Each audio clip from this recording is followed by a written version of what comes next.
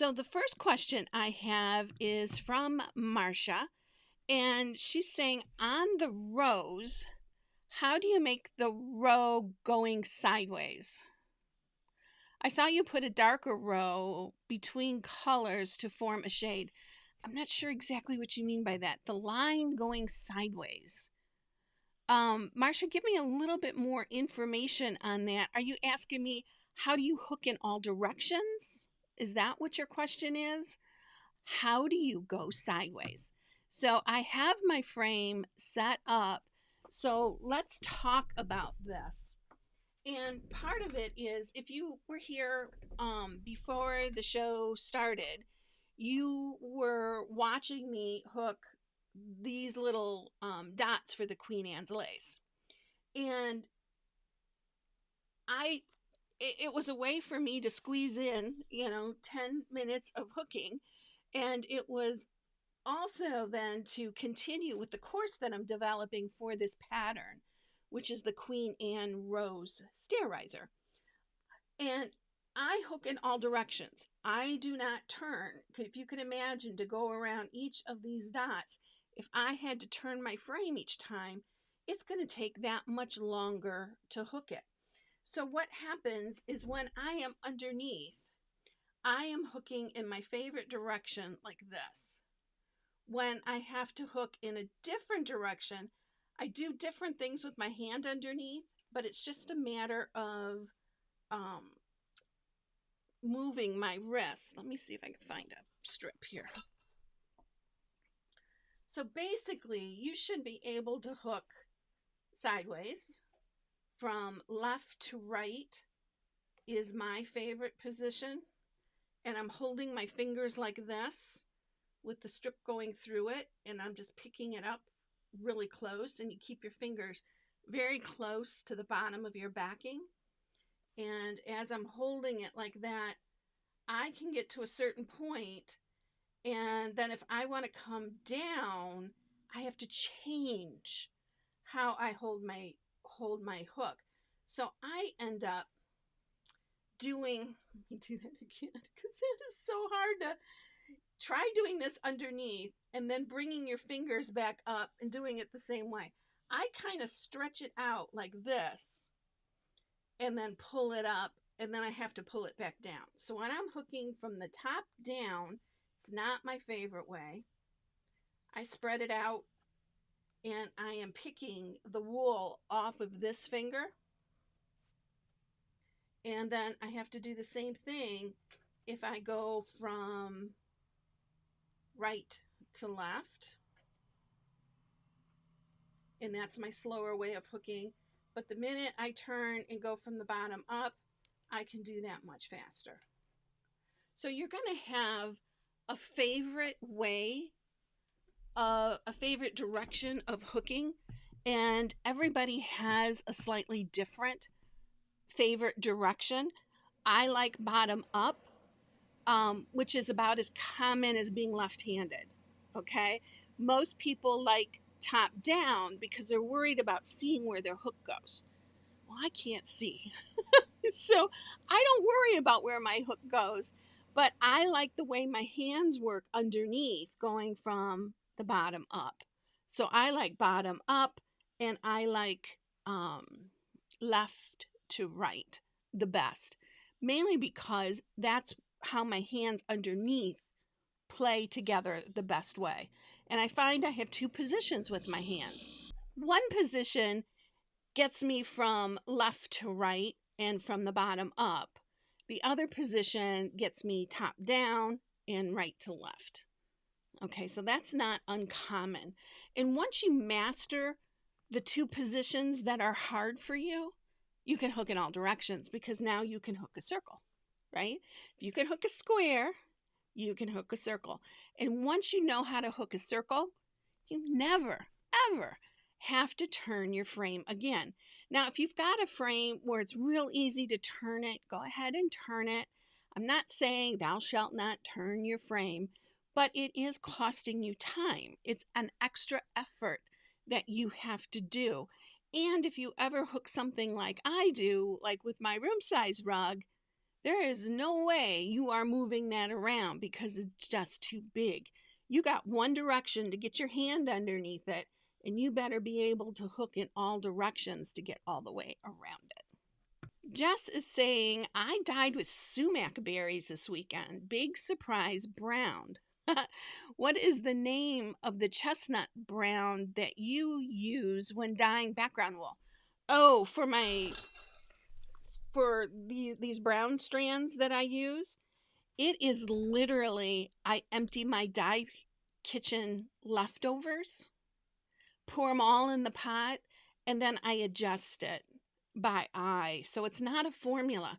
And part of it is it depends on what colors I'm dyeing over.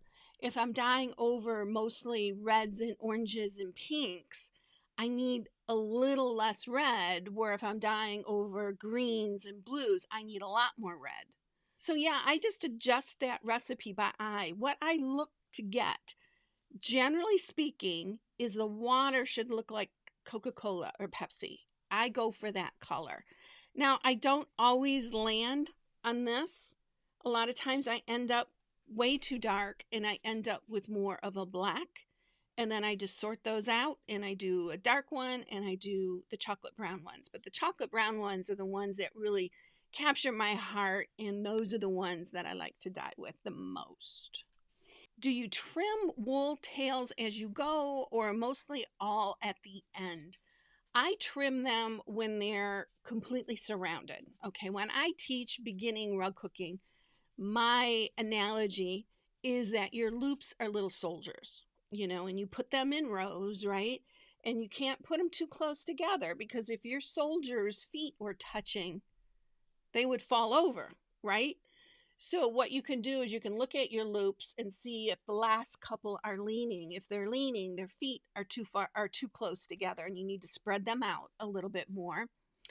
And I like to only trim the tails once they're completely surrounded.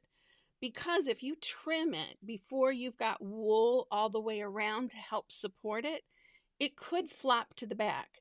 And now you've got a teeny tiny short piece of wool on the back. Having that tail there also tells me that I need to check around it to see if it's all hooked. So it gives me a little thing. I don't pick up my scissors quite as often. If you noticed when I was hooking, I would hook a couple things and then trim, usually at least 4 tails, right? So I'm not picking up the scissors every time there's a tail. I know it makes some people crazy because they don't like to see those tails, but I've learned to sort of look around it, and I love the big reveal. There's something about, okay, let's do it, boom, it's done. So that's part of it. It's just a little game that I play with myself, I guess. Ted is asking, what width cut are you using on the stair riser? Well, I'm using, for the most part, pre-cut strips for the background. So those were, that you saw me hooking with, some of them were quite small, maybe a number 5 or 6. But I cut for, like, this part, oh, you can't see that. For this part of the rose, that was all freshly cut wool. All of that was cut number 7s, which is my favorite, and number 8s. And they're just kind of mixed up as I go. I like the look of a mixed cut rather than everything being absolutely perfect. I remember a woman, this was years ago, who said, "Oh, my cutter, every time it cuts, it's 1/32 off." Yay! You won the lottery. You don't have to put in a 7 blade and then an 8 blade. You're getting a 7 and an 8 in one swipe. So you can actually adjust your guide to do that, or just switch out the blades. And if you're using a cutter like a Townsend cutter, that's incredibly easy to do. So that's a good point. Ellen is asking, doing the stuff forward finish, I'm getting hairy linen popping up. One reason I don't like linen. Is that because I should have cut first, then zigzag? That could be. You can always re-zigzag it. Any tips for those of us that don't have sergers to get rid of the hairs? Don't use hairy linen because it'll also come through if you're doing like a dark, very solid background. Those hairy pieces from the linen will work their way through your hooking and show on the front. Now, even if you go through and tweezer them all out, I had a friend who did that with a navy blue background. Within a very short time of handling that rug, they all came back. Just avoid the really hairy linen. Now, the problem with linen is not all linens are created equal. They're not all made for a long period of time. You might get them made for a couple of years and then they disappear. Others are made for a longer period of time. There's very little consistency in linen. If you are a linen user, what you want to do is find the linen that works perfectly for you and then buy a boatload. Get that in stock and have that where you can access it. I remember being in a class with Rosalind Logsden, and she found out that her favorite linen was going to stop being made. And she bought some crazy number, like 300 yards of this backing so that she had it. I'm the same way with rug warp. There is a certain amount of rug warp that I will not sell just in case when it's sold out, I can't get more. I want to make sure I have it for a very long time before I have to find a substitute because I love my rug warp, particularly 75-inch rug warp. So there's not much that you can do about those hairs. Even if you had cut it, even if you had a serger, if it's truly coming from the actual linen, it's going to continue to do that. It's just the nature of the beast. You could change what you're whipping with and whip with the lighter color, something that more closely resembles the linen, and then it'll be hidden. So that's one option, but there's no good answers for that. That's just part of using linen. Jess is asking, so you are going across the color wheel to complement what you are dyeing over. If my main goal is like a neutral brown, yes. And I err on the side of orange. I would rather have my brown have more of an orange cast than I would blue or purple or green or red. So I like that orangey kind of a hue. Again, something that looks like a cola. Okay. Take a cola, next time you have it, hold it up to the light, look at that color. That's what I'm going for in the water. But then you still have to adjust it based on what you're seeing in the dye pot. So it's a lot of fussing. It's a lot of fussing. And what's happened is all of a sudden it got hard to get the solid wools that I dye over, which is why the brown bundles are no longer offered on my website. If I can get a source that I have good quality solid wools at a price that's not ridiculous, then I will offer it again. But yeah, all of a sudden that stuff's gone crazy expensive. How would you attach a hooked piece to a ready-made pillow? I would, hopefully the pillow has a way for you to get the stuffing out. Okay. And then I would literally just tack it on. I mean, if you can't get the stuffing on, it's just a little tougher of a sew. You could sew it on, but you would tack it on like you tack on a pencil pouch purse. Just put some stitches in there. The pillow's done. It's made. You just want that hooking to stay attached. But I do prefer, if I know in advance I'm hooking a pillow, I use the instructions on my website. So you would go to Cindy Gay Rug Hooking, search for pillow. Quite frankly, if you just put in Google Cindy Gay pillow, they'll probably come up right away. And it's step-by-step instructions on how to sew on sashing. And I like to sew on the sashing because if you don't sew on sashing, you are going to lose this much of your hooking just from the bottom. Maybe from the sides, but from the bottom. And it throws the design off in my eyes. So I don't like to just, I like to make sure that I have that sashing. So what gets hidden underneath when the pillow is sitting on the couch is the sashing, and none of my design and none of my hard work. Do I recommend a particular brand of offset scissors? I don't know which ones these are. These are the small 5-inch ones, which I absolutely love. But if you don't know 5-inch, give me a minute and let me grab a pair. Now, I don't like using these because I'm used to these. So here's the difference in size. Okay, see how much shorter? Well, it's an inch shorter. These are 6-inch scissors, and they're a little bit heavier, but if you've never really used these, you're not going to have a problem with these at all. I start all my beginners on these.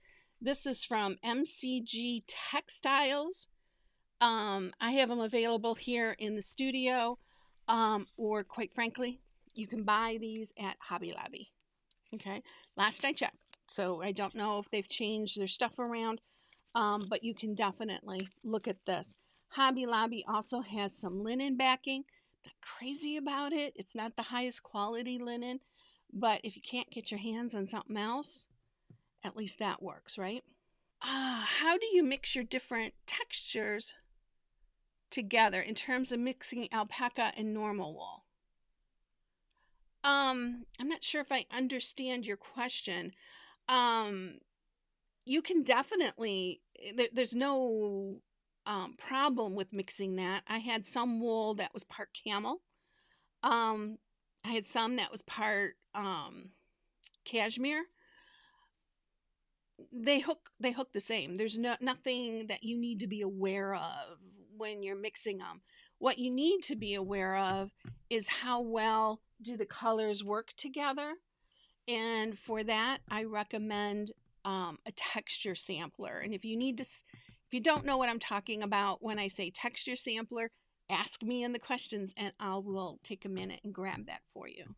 Jess is saying, I feel like I need to trim before I step back to take a look. Otherwise, I interfere with making adjustments visually. And you're talking about tails and cutting them, and I agree. Yeah.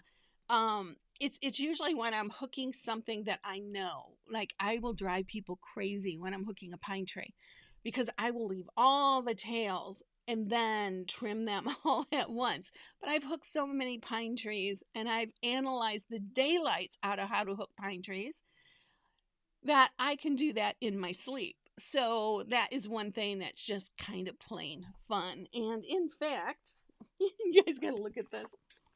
I picked up a proof today. This was the proof. The book is not going to be this big, okay? They made a mistake when they printed it. It is huge. It's like 11 by 14, and they're going to trim the white part off, but it's still 11 by 14. Way, way, way too big, okay? This is the new book. It's going to be available probably within about 2 weeks. The font is extremely big, and it has 47 of the 94 pages are in color, plus the cover. That's a tongue twister. And right now you can still get it at the same price that I had in 2015. Okay. Once the books are in, I have to raise the price because the printing is just more expensive, obviously, than it was in 2015. And that says in 3 weeks, it'll probably be starting in about 2 weeks. So if you order something now, I will just hold on to that order until the books come in, and then they'll go out in the order that you ordered them. Sonia said, I got rugwarp fringe also when doing the stuff forward finish. I'm guessing you did not zigzag it securely enough because you shouldn't get fringe. If you cut it off and then zigzag it with a nice wide, not this wide, but a nice wide stitch going on and off, it'll encapsulate that edge and you won't have that fringe little issue. Sonia said, would you whip the piece before attaching the hook piece to the pillow? I probably would. I would either whip it or at least fold it to the back, do the invisible finish, do something so that when it ends its life as a pillow, someone can just snip the threads and take it off and it's still a little hooked mat. That's going to be the best from that point of view. And Jessica, the person who developed the stuff forward finish, she says she's going to do some experimentation and she's going to try to come up with a solution for you all. So stay tuned. If you're a member of the rug cooking journey, come to office hours. That's often where we discuss this kind of thing, or at least come to the hook-ins that are on Wednesday and Saturday. Wednesday and Saturday. You do not need to be a paying member to come to the hook-ins. And we discuss a lot of things. In fact, when I offered this course that I'm developing for the Queen Anne Rose, my offer to the people who were there at office hours in the hook-in was, if you buy a pattern, you get the course. Can't beat free, right? So that's how that happened. Paula, I'm not sure what you mean. Is this the lesson for 7/27/21? Yes, I occasionally do on the YouTube channel questions and answers, because otherwise the only time the general public has a chance, or the general public doesn't get a chance to ask questions and answers, but you guys inside the rug cooking journey get it every Friday. So yes, this is the lesson for 7/27. Although my color corners aren't serged, they haven't frayed. That being said, I do sew over them back and forth quite a bit, so that is almost a solid line to cut on. So yeah, I think it looks, and the important thing when you are trying a new finish, hook a little coaster. Do a little 4-inch or 6-inch, whatever size coaster you prefer. Do a small piece and do the test on that piece. Do not risk a rug that you spent weeks and weeks or months hooking to experiment with a new finish. Okay, that causes all kinds of stress that nobody needs. So test it out. Do your own experience or experiments. Ted is saying, when dyeing, do you leave your fabric sitting in the dye bath until it cools? Yes, I do. The Canadians, I find, as a group, tend to leave it overnight in the pot. I like to do that for 2 reasons. In the color fast tests that I've done, the colors are more color fast by a tiny bit. And it's safer for you to lift and pour out cold water than it is for you to lift and pour out boiling water. The most dangerous part of dyeing is going to be injuries from lifting, or it's going to be burns from the hot water. So I like to do it that way. Now, if you've got like say a brick patio that has cracks in it and little weeds coming up, literally, if you take your hot water and you literally just pour wool and all onto that brick patio, it's going to kill all the weeds in that area. Okay, so that works out really good, and it's usually pretty safe to do that. Even if it's cool, you could do the same thing. Yeah, that's an easy way to get a little bit of weed control done, and you're not pouring that acidy water down your drain. Okay, that can be very hard on the fittings that are immediately under your sink. Even if you practice good hygiene by turning the water on and then pouring it so it's diluted as it goes down, I still burnt through several elbows until we changed the way it was plumbed.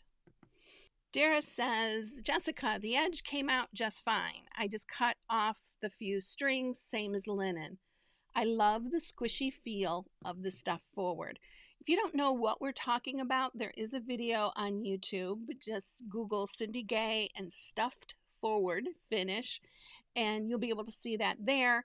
I have an edited version that is inside the Rug Cooking Journey membership, inside the basics course, inside the finishes section. So where I detail out how to do all the different finishes, the Stuff Forward video is right there. Is Hessian cloth the same as monk's cloth for the process? No, it is the same as burlap. The fiber in Hessian cloth is more like burlap, where monk's cloth is cotton. Okay, Hessian is not cotton. It's more a fiber like burlap. Tends to rot extremely quick. Not a backing that I recommend, but quite frankly, if that's all you can get, then go for it. Jessica says, I love the squishy edge too. It's often when the rug is on the floor and you step on the edge. Carol said, I purchased the Kindle version of your book. Is this your newest version? No, that one is, I think, from 2018. So it's a little bit older.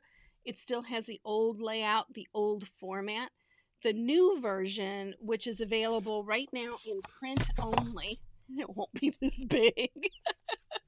It's 94 pages. It goes on and on. There's color pages. Over half of the pages are in color. And it also comes with an accompanying online course, which will be developed over time. But for the most part, it is all the links in the book, so that makes it easier for you to find something. Like when I mention dye or Prochem dyes, when you click on the link, it'll take you to the wash fast acid dyes, where if I put that link in the book, it's going to be a long, drawn out book. So all you do is go to the course, you go to that chapter, you find the page number, and you click on the link. I have that same page for people who have the older print book, and that's at cindygayruggcooking.com/pine. The new one is going to be in the course format, so you will access it through the dashboard like you do all my other courses. And of course, in the Kindle book, you don't need any of that because you just push on it and it takes you directly to wherever it is. I can't do links in print, right? Carol is asking, how do you get the book? You order it on my website. Let me do Cindy Gay Pine Trees. Here, I'm going to put the link in the chat. There you go. There's the link where you can order the book. And again, for a short time, it is going to be available at the old prices, which is from 2015. Now, the new book, once I get all these pre-orders taken care of, I'll be raising the price on it. Not terribly, but I have to raise the price in order to cover the printing costs, because the printing costs have gone up quite a bit. Oh, and for those of you who are going to be at Sauder, I will be hanging around. You will be able to, if you find me, my phone number is on the website, so you should be able to find me. You can come find me and get the book that way. I am going to be one of the authors at the book signing on Wednesday. So I will be in the exhibit from 10 to noon on Wednesday. Any suggestions on how to deal with the grippers pulling out yarn from the back when the rug is removed? That's one of the issues with yarn. Part of it is what backing are you using. If you're using linen, linen doesn't get as tight. I would recommend using a backing that secures the fibers a little bit tighter, such as rug warp. And you can actually put the press and seal, some of the gals are doing that, putting press and seal on the back of the rug to sort of secure your yarn. Now, the problem is it's sticky. So is press and seal pH neutral? For archival purposes, probably not. But if that's something you're not terribly worried about, then go for it. I know some people who use the plaster wall crack repair to transfer their pattern. I don't like using that because I know that's not pH neutral. And that adds like a layer microscopically. You can't see it, you can't touch it, you can't feel it, but you can't tell me it's not there. It leaves a little layer of the adhesive. If that's something you're not worried with, then go with it. So it's kind of the same thing. Norma says, I have a copy of the book dated 2008 edition 3. What is that one? That one's an older one. This is the 6th edition, version 6. So you would probably do well with an update when it's that old. If it was the one that was just printed, version 5, then, you know, I significantly changed the order, um, but the content is pretty much the same. If you go to the dashboard, you can always see if there's something coming up. You can see here, that means I have it on my calendar. But I have a feeling I might have missed some of these. The next wool sale is there, and here's where I think it is. Yeah. The tune-up is tonight for the Rug Cooking Journey members. So I'll sneak out an email really quick on that. Not sure why it wasn't on my calendar. It looks like I mussed up there. And we'll talk about just your questions about the Rug Cooking Journey membership, how it works, how to get around, how to do an upgrade, and just any other general questions that you have. That's when I gather feedback on the membership and gather my ideas for the next quarter on what I'm going to be changing in the membership. So if you want to contribute to that, please join us. If you're a member, it's going to say join the Zoom call. If you're not a member, it's not going to have anything there. It's hidden for non-members. And then these other ones, the virtual die class will have one August 3rd, and the practical color planning will have one August 24th. So that's it, everybody. Thank you for being here, and I'll see you all next week. Bye for now.